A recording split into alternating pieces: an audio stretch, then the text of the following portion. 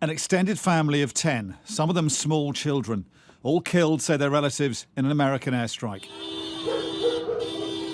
As a US drone destroyed a vehicle that Americans say had been carrying suicide bombers.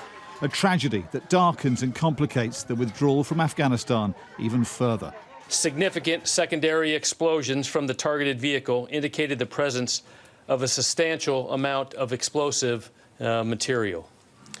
We are aware of reports of civilian casualties, and we take these reports very seriously, and we are continuing to assess the situation. The last hours of America's pullout remain at grave risk from further attacks.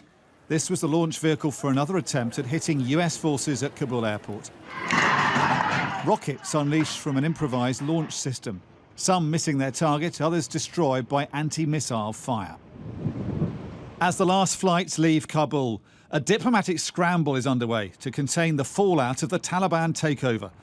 Urgent meetings between allies and British ministers insisting they're doing what they can. Ensuring that the Taliban stick to their commitments in terms of maintaining the internal security within Afghanistan is important. And of course, we will have to keep a very, very close eye on what happens in Afghanistan to make sure it doesn't descend back into a haven for terrorism. Exactly how that's avoided isn't clear. Intelligence veterans say there's no option but to find some way of working with the Taliban. It's a challenge as much for the Taliban as it is for the West.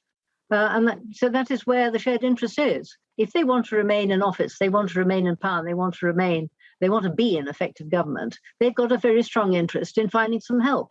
And if we fail, what's at stake? Our own security, but also, a key country, in a part of the world where instability will spread.